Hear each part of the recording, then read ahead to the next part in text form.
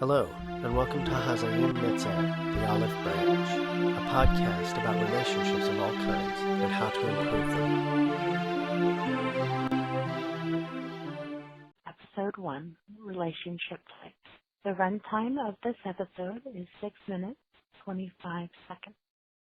A discussion of relationships will be best understood with a framework of the types of relationships people can have. So let's go quickly through some of the reasons that this sort of learning might be valuable to your day-to-day lives. When people speak about relationships, they are often discussing romantic ones. However, a lot of our day-to-day living is affected by the interactions that we have with others on a far less intimate, far more casual, and let's face it, often a far less enjoyable level. Let's start where we all start, family. The relationship shared by most people in the world is child. In general, people have a mother and father. Very often we have siblings as well, and we may have more distant relationships, like aunts, uncles, cousins, nieces, or nephews. And there may be earlier generations in our lives, grandparents, etc. In addition to these, there are other familial ties that come with their own sets of issues. Also, we have relationships that we enjoy or not in our workplaces, those that we have with our friends, and then there are those fleeting ones that we have with the larger community around us. Cashiers at the market, waitstaff in restaurants, and even neighbors at stop signs. Each of these types of encounters, for good or otherwise, shapes our day, and believe it or not, affects our lives. And then there are those that more usually come to mind when we speak of relationships. Boyfriends, girlfriends, fiancés, and spouses, to say nothing of lovers that don't qualify as one of these. So what can we do to improve our relationships with all these different types of people in our lives? This is a difficult question that encompasses so many facets of human behavior, but there are two answers that spring instantly to mind, and both can be applied universally and to great effect. The first is a universal paradigm that without fail will better any relationship, the golden rule. Treat others as you yourself would like to be treated. What is hateful to yourself, do not do to your fellow man. Love your neighbor as yourself. The second is perhaps less profound, and certainly an aspect of the first, but in this world of so busy, it is probably the hardest thing to do well, and likely the most overlooked. Listen. Really stop and listen to your neighbor, your spouse, your dry cleaner, your teacher, your sister. How can we really love anyone at all if we do not stop for a moment, and even more than a moment, and really listen to what they have to say? Really hear what they are trying to communicate.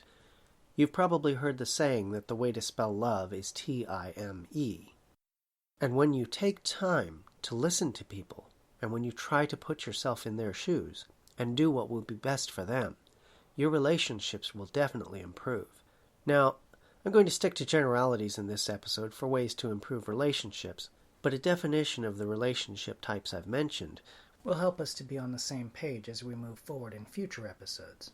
I think we all know the familial relationships, mother, father, sibling, uncle, grandparent, etc. But what about the others? Neighbor? Many of you know the story that Jesus told about the Good Samaritan who helped his neighbor. According to Jesus, anyone you notice who has a need, and those that you ignore as well, is your neighbor. But to be more specific, what about the people who live on your street? Do you know them? There are many people who couldn't tell you the name of one person who lives on their street. This is a terrible thing in our culture. We are isolated and we do not have to be polite anymore, or make an effort to know each other. In our isolation, we fear each other and mistrust each other's motives.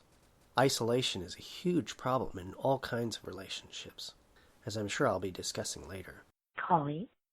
Now that is a fun one. Some would say a coworker, but the terms are not synonymous. A colleague is someone who works in the same field as you, but not necessarily for the same company. The word carries an implied relationship with it. This is someone with whom you can communicate on a very strong level. Acquaintance? This is someone that you just kind of know. Maybe you don't even know their name. Maybe you just say hi to them when you pass. Or maybe you do know their name. Maybe you talk a little bit about their kids whenever you see them. The important thing, as far as the definition of acquaintance goes, is the casualness of it. It's not a friend. This is not someone to whom you share your deepest thoughts and feelings. This is merely someone that you know through a shared activity or location. Alice from church, Bob who's always at the park when I go running there, that kind of thing. Boyfriend, girlfriend. A boyfriend or girlfriend is someone you are dating or seeing on a regular basis. It may be casual or deep depending on the feelings, whether mutual feelings or separate feelings of each individual party. Regardless of the feelings involved, this relationship type carries some expectation of exclusivity, though not a lot of commitment. Even if the parties are seen to be somewhat serious about each other, either party may break off the relationship at any time, without any serious repercussions. Fiancé? A fiancé is someone whom you have asked to marry you, or who has asked you to marry them. This relationship carries both exclusivity and commitment, although in our society, engagements are often broken without much ado or repercussion. Spouse. A spouse is different from all other relationships. This is someone to whom you are legally and religiously tied. This is true of both the modern practice of marriage, even in our somewhat secular society, and of traditional marriages and betrothals. Now, I'm going to be talking some more about that in future episodes, but for now, the main thing is that having a spouse, being married, involves both exclusivity and commitment that is very deep. That does it for this episode of The Olive Branch. Let me know how you liked it, and let me know of any topics you'd like me to cover on this podcast. In episode 2, I'll be talking about my betrothal, and about betrothal in general. Be sure to come back and check that out. HaZayin Nezer is copyright 2016 by Lincoln Sager, and is distributed under a Creative Commons non-commercial license. This means that you're free to reuse this program in artistic endeavors, so long as you don't charge for your work and you give appropriate credit to Lincoln Sager.